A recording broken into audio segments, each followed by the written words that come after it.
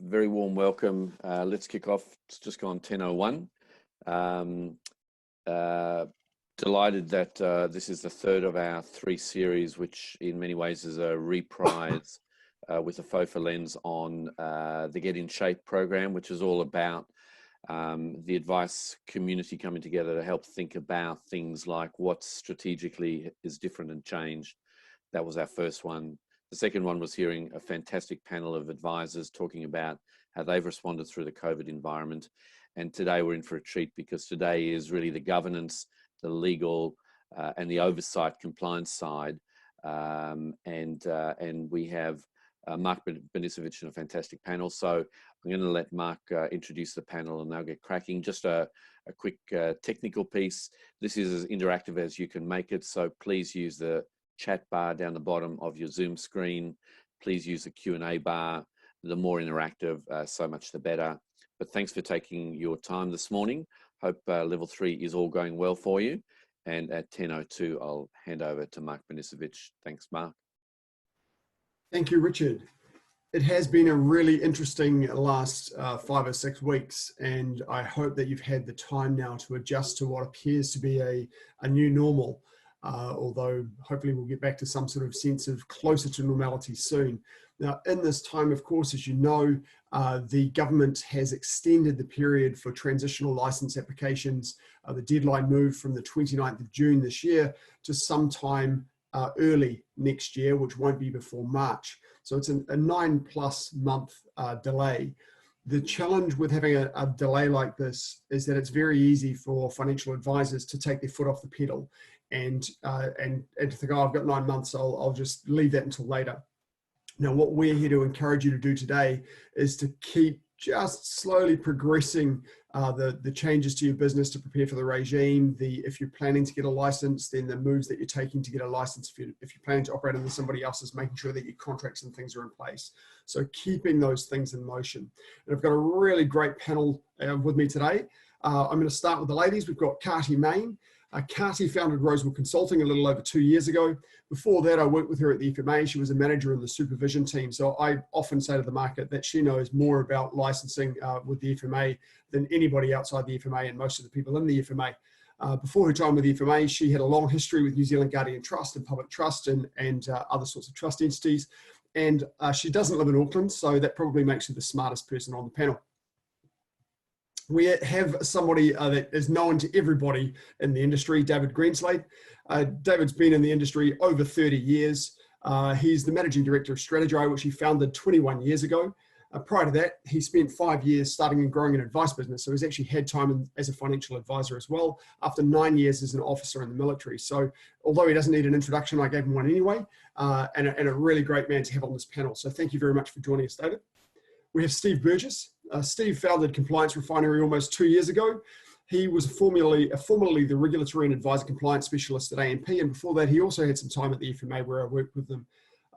And he is absolutely a loss to his Canadian homeland and a definite boon to the New Zealand market to help you guys all get through this licensing step and continue in the industry in the new world. And last and definitely not least, we have Tim Williams. Tim's the commercial partner or a commercial partner at Chapman Tripp. He's been a partner for 24 years. And when I looked at his LinkedIn profile, I thought, no, that can't be right. That must mean he's been at Chapman Tripp for 24 years. But no, he's been a partner for 24 years. He's actually been at Chapman Tripp for 34 years. He specializes in financial services and licensing and acquisitions. He started and studied at Chapman Tripp in Wellington before, for some reason unknown to anybody, moving to Auckland. So thank you very much, everybody, for joining us today. And I look forward to all the great knowledge that you've got to share with us.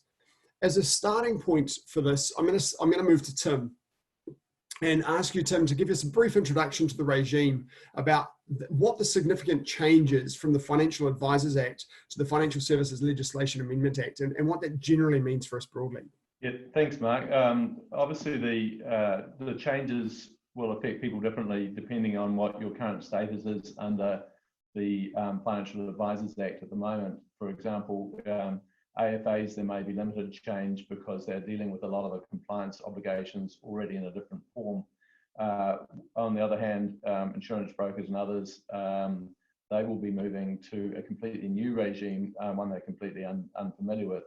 Licensing will be new for everybody. AFAs, of course, have been authorised, so have gone through a sort of relatively similar process.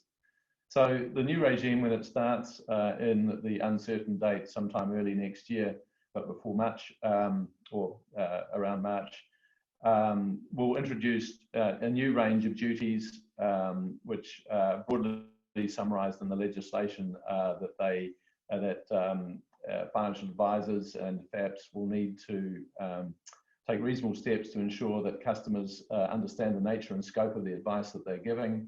So if there are limitations on that scope, then they will need to be disclosed and understood. To give priority to clients' interests, and if there's a conflict, so the reasonable steps would need to be taken in those circumstances. To exercise care, diligence, and skill, to comply with this new code, which has been ably written and developed by a very able committee. So that includes obligations to treat clients fairly, act with integrity, give suitable advice, ensure clients understand the advice that's being given, and to protect client information. There are also additional obligations that financial advisors and FAPs don't knowingly recommend contravening offers, and make the required disclosures under the disclosure regulations, which are yet to be promulgated, but we know that they are likely to have 4 components: public, a certain amount of publicly available information, disclosure when the nature and scope is known, disclosure when advice is given, and disclosure when or if a complaint is made. So to be the licensed entity, which I call FAPs, that means an obligation not only to be licensed, but to ensure the people you engage to give financial advice on your behalf, that they comply with the requirements. So that will lead to procedures, policies, and controls. You're also required to notify the FMA about breaches, and liability attaches for breaches to the FAP.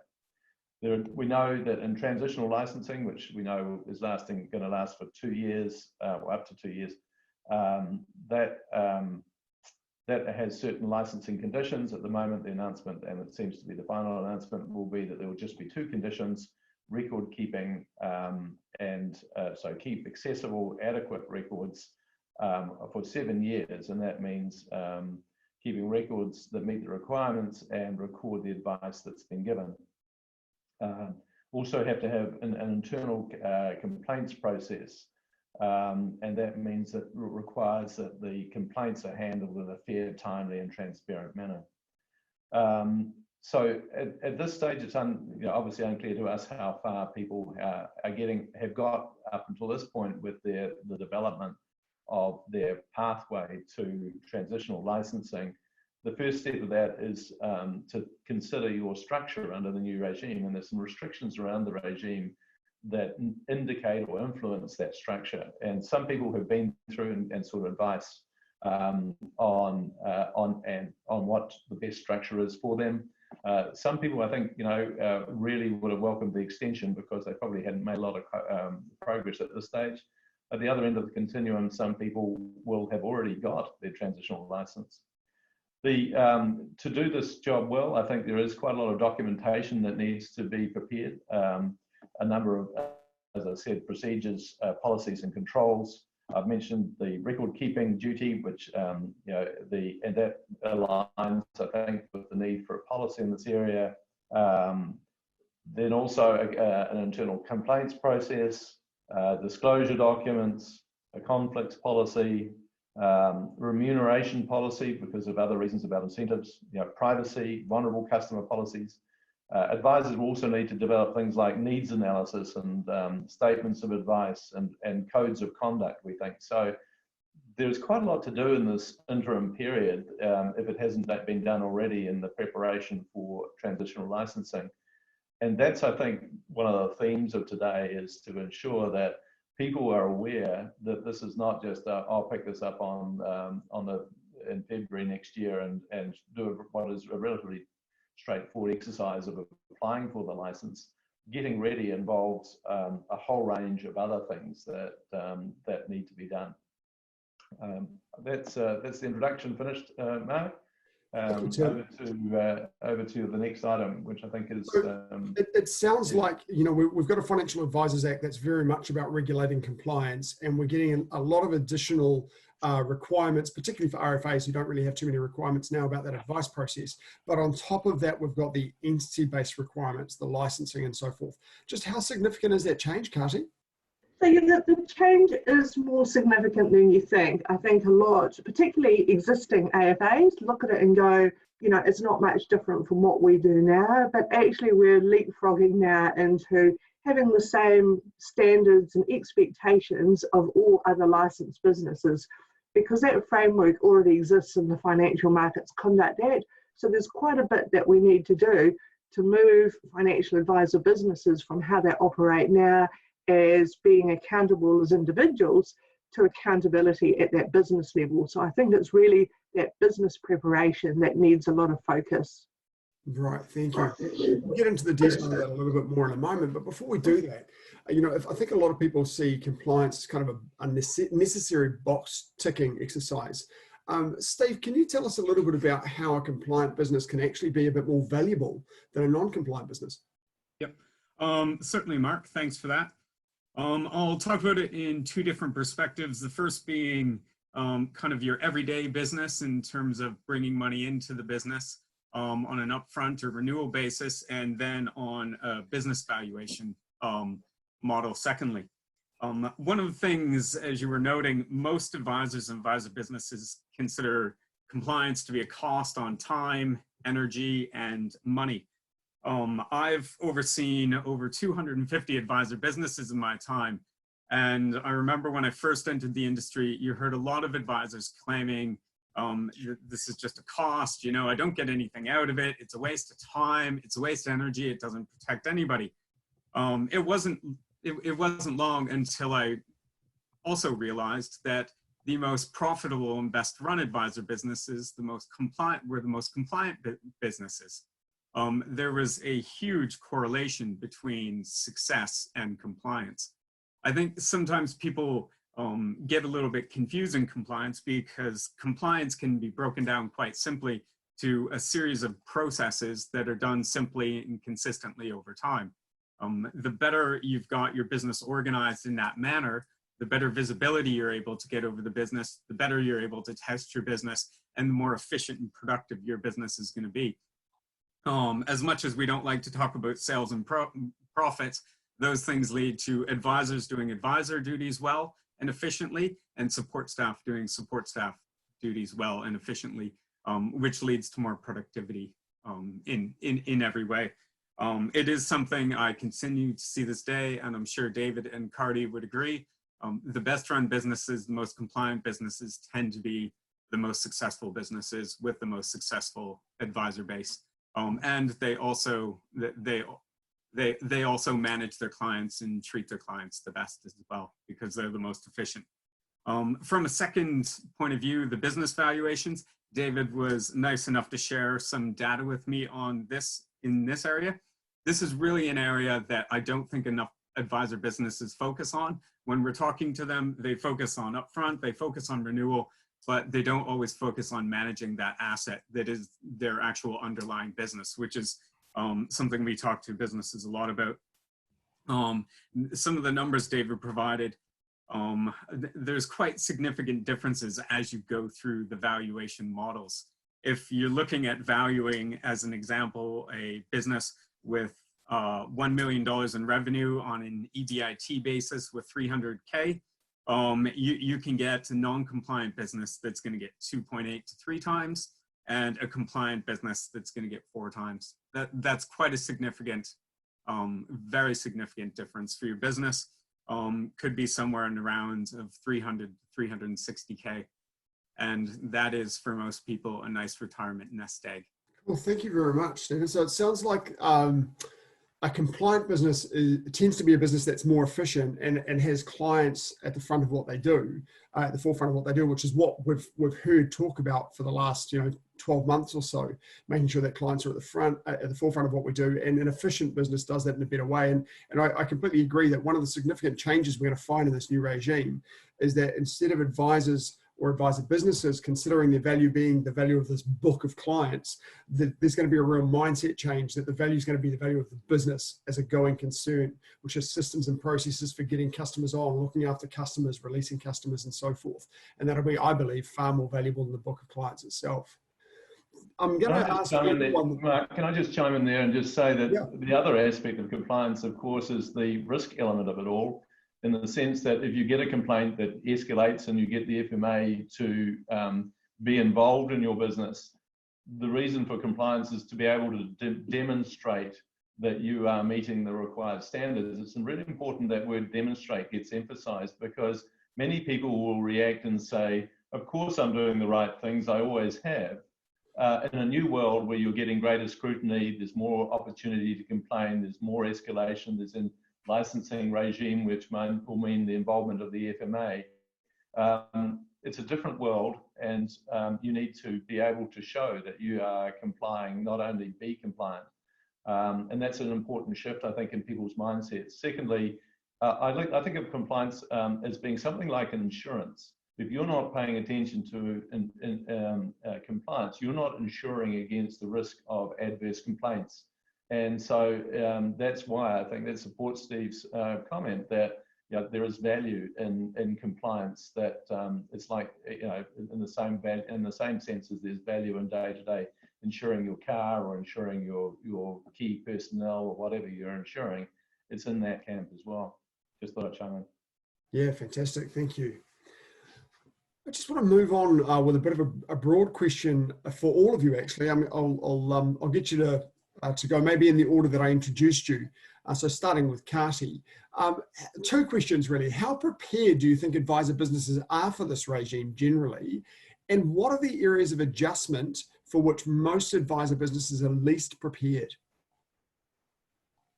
Yeah, so from my perspective, Mark, I think the standard deviation curve for getting ready at the moment is probably a third. I think perhaps about a third of the market's really onto it and we're ready to go live. I think there was about a third that were on the journey and things were underway, and they probably would have got away with the new regime had it started next month. And a third, I think, just really haven't got out of the starting gates as yet and really just are going to get left behind if they don't start to move forward. The biggest area adjustment, I think one of them is really understanding the 6-step financial advice process. We've got an awful lot of registered financial advisors out there, but all of a sudden we'll need to meet the outcomes of the level 5 qualification, and haven't yet unpacked what the 6-step advice process is all about and how to map their financial advice processes to that. And I think being able to explain and, as Tim says, demonstrate that right up front gives you really good insights in terms of what sort of changes I need to make to demonstrate that I can meet the obligations of this new regime. Yeah, so about 3 weeks ago, I was on an FPA, which is the Financial Planning Association, the global body, Zoom call, and they asked me the same question about the New Zealand regime, and I indicated there that I thought about 30% of businesses were ready for the new regime, and they quizzed me on that, and I said one of the big issues we've got here in New Zealand is people are looking at just putting policies, procedures, and controls, in other words, some of the aspects of compliance on top of existing processes. What they haven't actually done is fundamentally stepped back and said, how do we re-engineer and redesign our business and particularly our advice processes to provide better customer outcomes? And that's a fundamental part of what we all should be doing. Now that takes time. Even if someone started now and devoted a huge amount of their time, they'd still be struggling to be ready come, say, March of next year, because that involves technology, looking at your governance, outsourced providers, your overall advice process and what you're trying to do, putting in place client surveys, advisor upskilling, and of course, governance. And thinking through fundamentally how you're going to govern your business versus the way a lot of the micro advisor businesses have operated up until now is pretty fundamental. So what you've got to be thinking of is, what are the things that are going to take 6 or 9 months to do within your business versus what are the quick wins that you can do today. And you need to start with the longer lead time items, particularly technology. And I think COVID-19 is going to help leapfrog that sort of transition. So a really key message there to not take your foot off the pedal, just to keep going and make sure you're preparing now. Cool. Yeah, thanks. because there's some fundamentals that take time. You can't race or speed up technology or redesigning your advice process, because to redesign your advice process, you've got to survey your clients. You've got to look at your marketing proposition. All of this takes months and months, and then you back in or re-engineer. Right. Yeah. Thank you, Steve. Your thoughts? I would be in very similar observations in terms of about that 30% mark has really gone out and spent kind of 8 months to a year and a half in the decision-making, building, and planning phase. One of my biggest worries when they came out with the delay was I thought, oh, wow, you know, those groups are going to plow forward and they're going to be pushing best practice because they've done the work. They've got a really solid base. As David was talking about technologies, I'm a big believer that's kind of the blind spot that we're all forgetting when we're looking at licensing. But that best practice, they're pushing forward still. They're prepared for this and they're okay.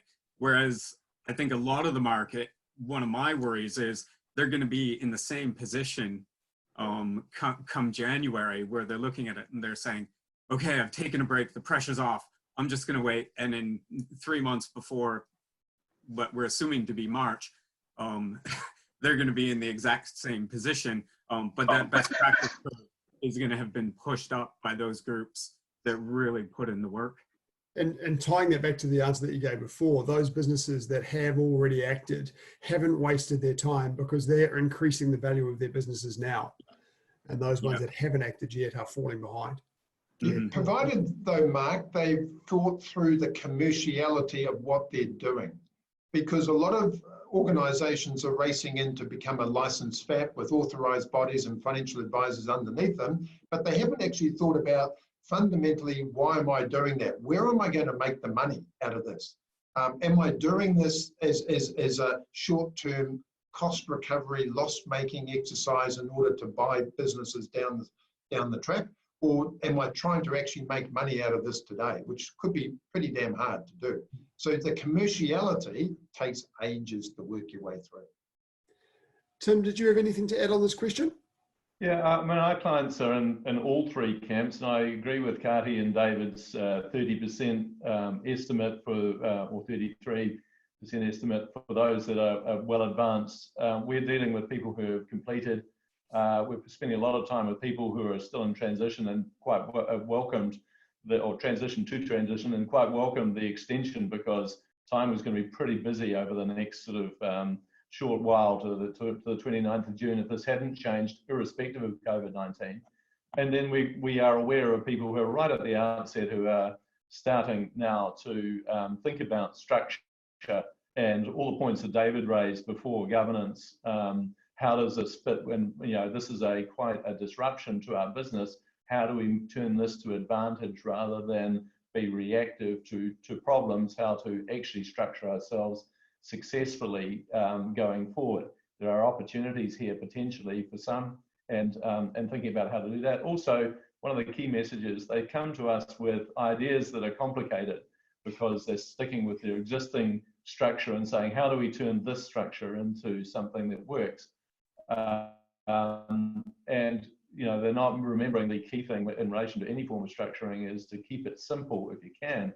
And one organization, we suggested that they amalgamate two companies because otherwise they would have had to have two FAPs and duplicate obligations. The cost of amalgamation is relatively small. There was no real benefit in having two separate companies, and having a single FAP was going to be so much more cost effective and time effective for them. So there's a whole range of thoughts that happen at the outset. So the short answer is there is the complete continuum of people, as you'd expect, across the board. Some, I imagine, haven't even started to come and talk to us, and we advise a number of advisor groups who give us that feedback as well, that say that some of their members really just haven't started the process.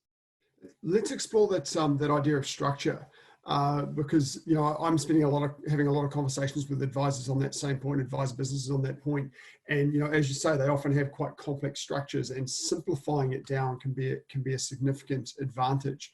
And a lot of advisor businesses or advisor principals with whom I speak don't really have an understanding of how their existing structure fits into the legal framework, or how the legal framework works. Tim, is it worthwhile whacking up a bit of a slide about that and getting you to have a quick talk through that?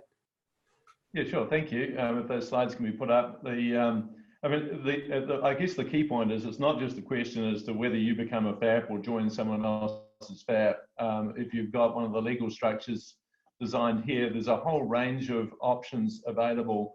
For example, do you establish other authorized bodies under your license? Do you include interposed persons, so that which are companies that stand in between your license and the ultimate individual financial advisor? Are your financial advisors going to be nominated representatives? In other words, ultimately they won't need to have the qualifications, but there are additional burdens at the moment. And one point there to recognise, of course, is that being a nominated representative is something that you only really go to if you have to, I guess, because there's no qualification requirements in the interim period. So there's not much sense in saying, oh, well, this person's going to be an NR if they can be an FA through that period at least, even if you have to change when you come to full licensing. Authorised bodies as well. Again, this comes back to my point of keeping it simple. Is there really a benefit in authorised bodies? They are going to have existing agreements in place that may or may not exist. They will have to have liability and compliance obligations. Wouldn't it be better to consolidate that into one particular company and keep it all in one place? There's the other question, I think, for financial advisors, where they might be in a position where they sell more than one product, and how do they deal with that scenario where they will have obligations and scrutiny and maybe even audit from multiple FAPs if they join up with multiple people? Is that going to be the most efficient way for them to go forward? There's also, if you decide to be your own FAP and say, there's my solution to that multi-FAP point we just referred to before, we don't know yet how AML obligations are going to be imposed under the regime. Currently, it applies, I think, to AFAs only. Well, how does that adapt to the new world? That decision hasn't been made yet. So that could be an additional burden that is imposed on people who decide to be a small-scale FAP, to ease the burdens of working for another person. There's the fees and costs to consider as well. Not only application fees, but ongoing fees, and what is the most streamlined way of doing ensuring that you minimise those costs. Some people who are financial advisors may say that it's important that they own the client, and that's an expression that's not in the legislation, of course, but the description of a FAP is someone who engages other people to give advice on behalf of that person, on behalf of the FAP, to that FAP's clients. So there'll be people out there who are financial advisors who that is an abhorrence, and will object to taking instructions and requiring and compliance scrutiny for their own activities, who naturally tend to say, well, my answer therefore is to become a FAP. The question then is, well, is that going to be sustainable for your business, and are you going to be able to do the things that we've been talking about today to put your business into shape for that type of thing? There are restrictions in transition that are interesting and complex, and those things, for example, is if you've got, as shown in the interposed person diagram there, that if you've got a company between you and the party engaging you that's going to be a FAP, how does that work? There are quite significant restrictions on being engaged as an employee of a company. It doesn't look like that will be feasible in most cases through transition, even if it's feasible for licensing. The reason for that is that if a FAP is to engage companies, other than if an arrangement's already in place a year ago, that requires a condition that the FMA is saying that it won't it won't allow conditions to allow the FAP to engage companies. There are questions that need to be considered, like, you know, what is your source of revenue? If you're getting, for example, override commissions from insurers and don't want to be a FAP, or dealing with banks as a mortgage broker, the expectation of the businesses who are paying you are that you are going to be a FAP, and if you're not, there may be challenges in maintaining that relationship. I mentioned before that license applications are straightforward, but you know, it's important to prepare for those, and some of that might mean that you need to register if you're not already registered, or notify that you are going to apply first on the FSPR. The other aspect is liabilities, and you know, I don't want to overemphasize this because, you know, that only happens in exceptional cases, but you would be, as a FAP, liable for all the people you engage to give advice on your behalf. And that means that you've got to be able to feel confident with those people that they're not going to put you in a breach position. For financial advisors, the liability is limited to the extent that they're involved in the contravention, and there are certain defences. For the FAP, they're the primary person who is going to be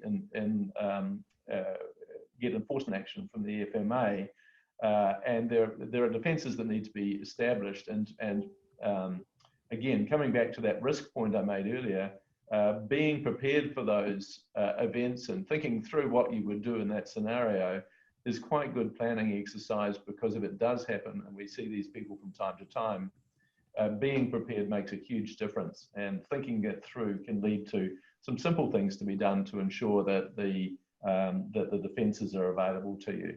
So there's a whole range of stuff to think of in this area.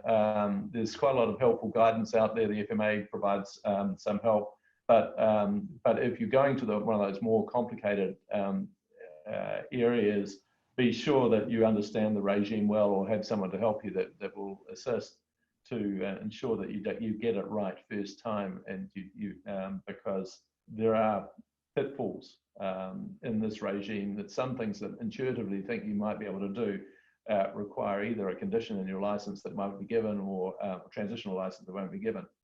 The last point I just want to make on thinking about structure is also not only to think about transitional license, but think forward to what is the position in 2 years after that, or some shorter period over that after the end of your particular transition. You know, what is the position you'll be taking if you are going to be a FAP about full licensing? There will be additional requirements imposed. There will be additional policies. There will be cultural requirements, etc.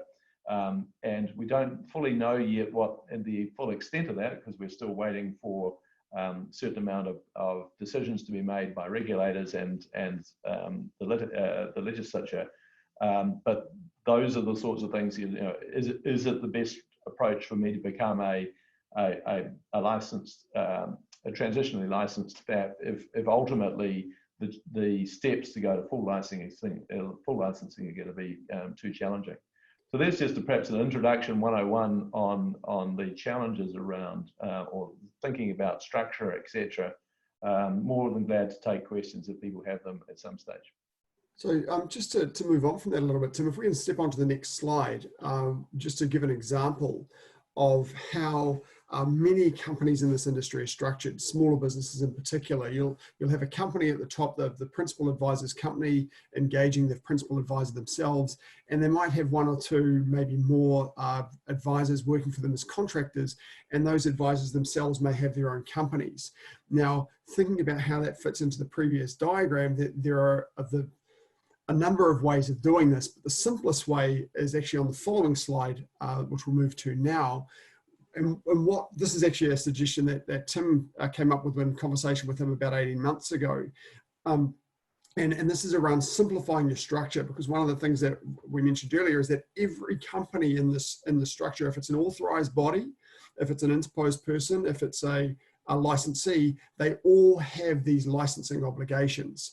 And in those examples where a financial advisor is contracting to another business, that company quite often it isn't really acting as a full business. It's really just a way of separating the contractor's assets, maybe being efficient for tax purposes. So for that business to have all of these licensing obligations is just a bit of overkill.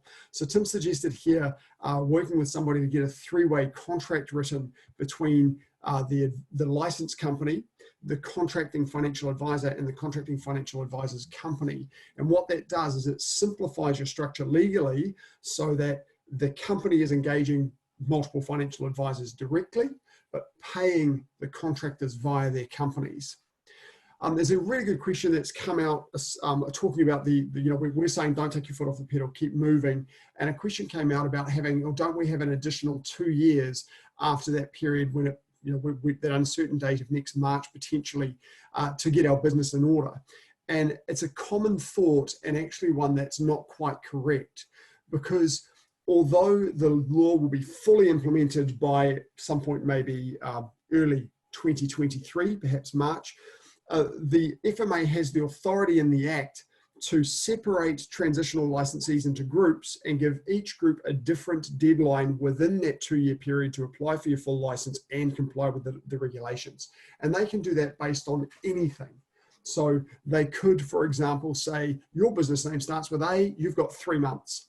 They could say you take on nominated representatives, therefore you've got the first 6 months. So you really need to have your business in order on that day in early March next year. You don't have until March 20 or early 2023 to get your business in order. You'll have to be really much earlier than that.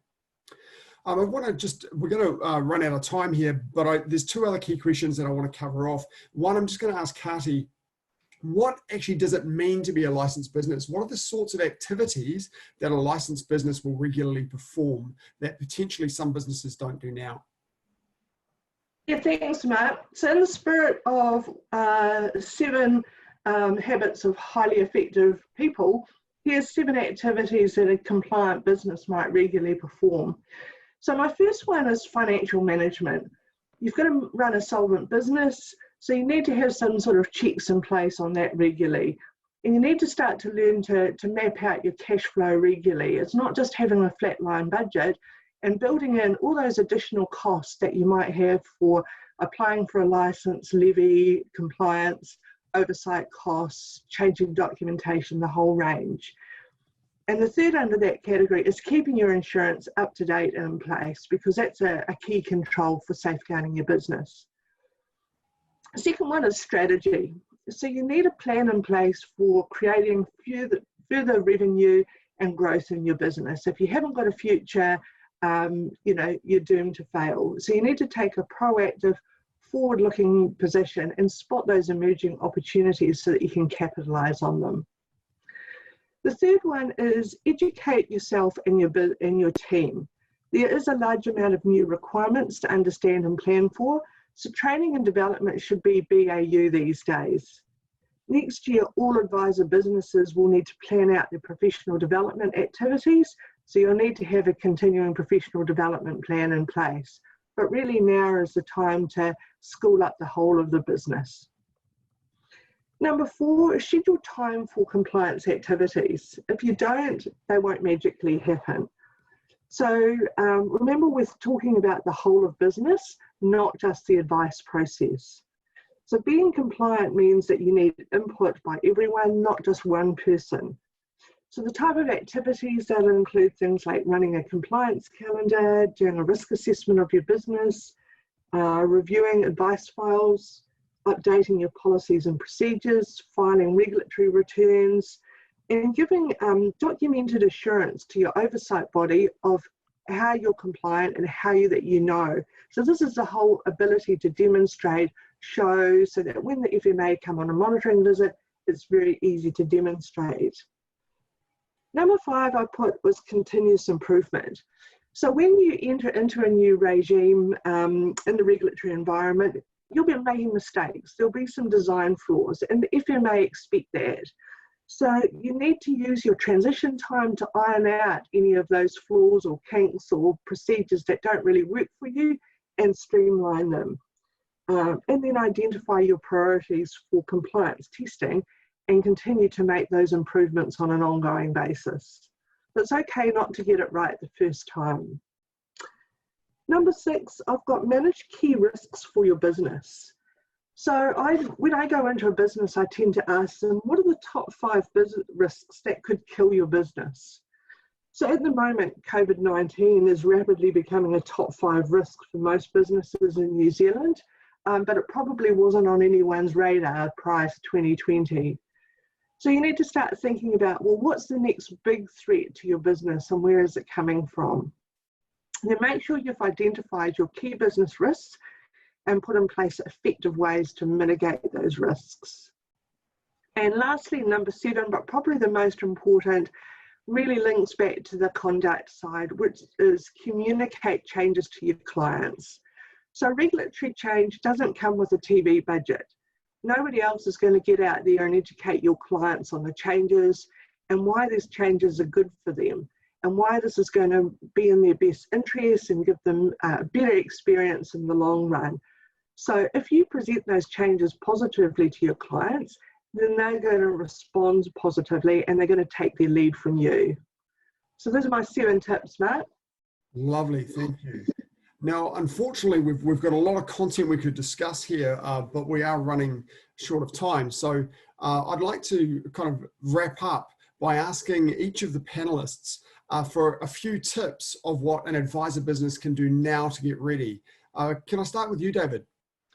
Yeah, so probably the first one will be to establish what your risk appetite is. And that's as an owner and as a director of a FAB. Because once you've identified how much risk you are prepared to take on as a business owner, that will drive your compliance. That will drive how you go about your licensing, your upskilling, and everything else.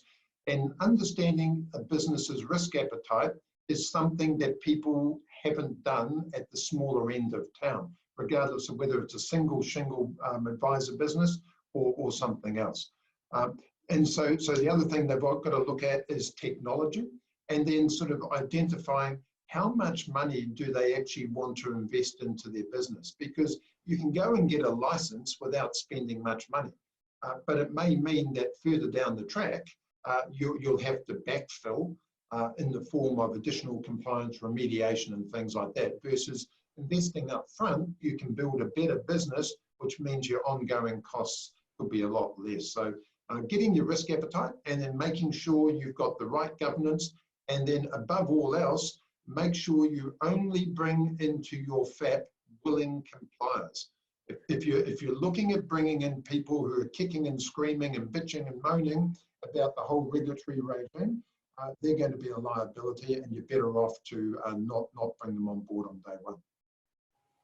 Yeah, that's a really good point. And I like your point about the risk appetite, because one of the questions that we often get from advisors is, how many file reviews do I have to have? And there's no real answer to that question, because that comes down to your risk appetite. Absolutely. It's a question of how confident do you as a business want to be that every piece of advice that goes out your door is going to be meeting customer requirements, doing the right things for customers, and compliant with the law. Yeah, and file reviews is also driven by the range of products that you provide advice on. So doing one file review is insufficient. It doesn't give you enough evidence to get any level of assurance. And if you're doing mortgages, personal risk, investment, or whatever, then you need to do sufficient file reviews in each of those product categories, unless, of course, you're pulling everything together as comprehensive financial plans. So it's how long is a piece of string, really, and every one of them we've got to look at and go, what's their internal compliance process, and how confident are we that that is working? Because the more confident we are around the internal compliance regime of a business, then the fewer files we've got to review. But the less confident we are around their internal policies, processes, and controls, then to give the board the assurance, we've obviously got to do a bigger sampling, which costs more money. Excellent. Thank you, David. Steve, what do you think are the top things that an advice business can do now to prepare? You're on mute, mate. Sorry about that. I was going to just touch on what David was saying about file reviews. I think it's important to remember that there's 3 areas that are going to impact those types of things. You're going to have the regulatory requirements. You're going to have your own business's requirements. but you're also going to have changing interactions with product providers. So there are going to be 3 influences there, and all could be different. So it is really something that's going to evolve over time. But in terms of what businesses can do now, I would say, and this was a theme of when we got together last week, build a really good structure. And you've seen a lot of that here. Understand the structure, get a really good base, and do it as simply as possible. Your environment's changing. Your directors of businesses, their responsibilities are going to be changing. This is an environment most businesses haven't been in before. If you add a lot of complexity to that, to what Tim was saying, you're probably going to have expenses on both. You're going to have potentially more expenses in the future than you will managing what you're doing today. So really understand your structure, understand what you want to do moving forward, and then do it as simply as possible.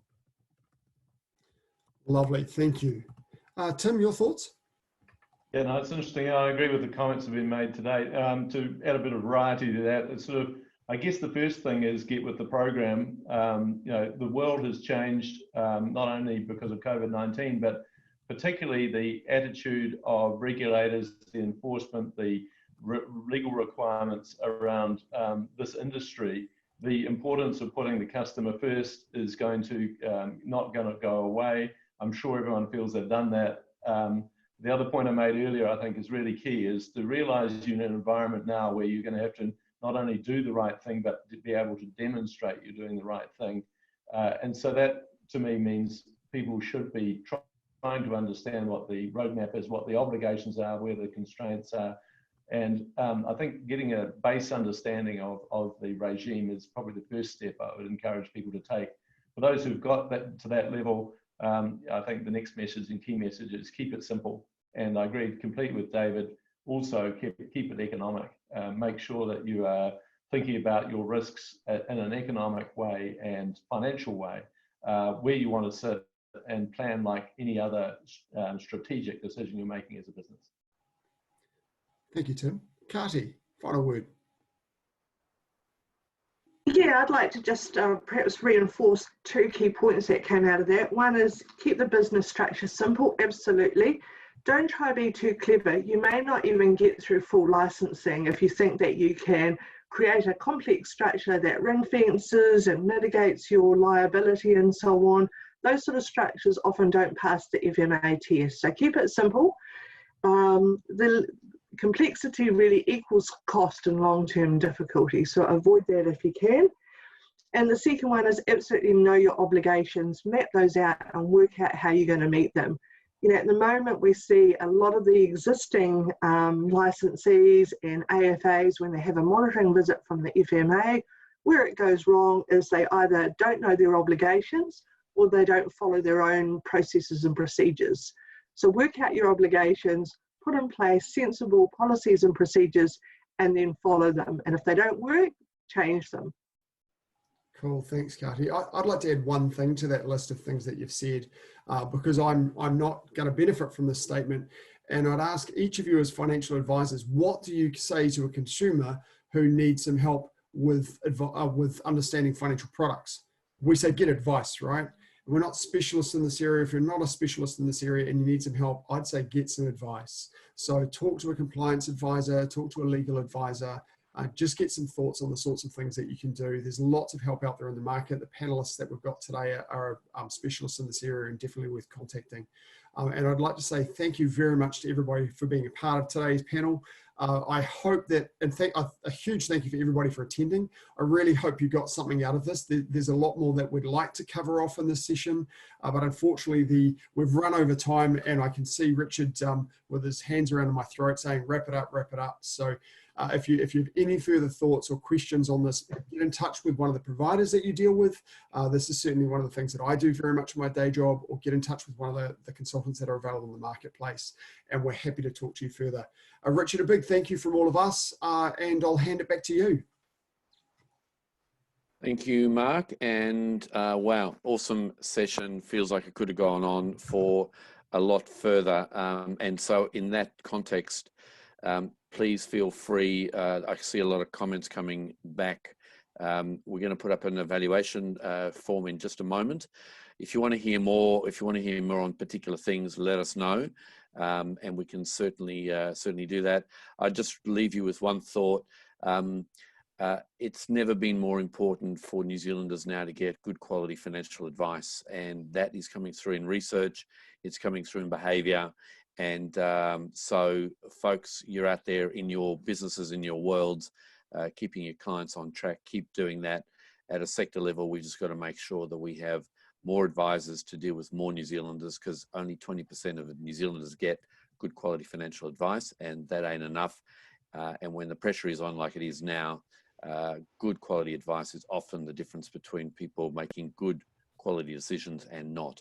And I think the panel today, awesome effort, has shone a light on some of the issues around governance and structures, but much more also around how to run a really good business on a sustainable basis. So thanks for staying with us.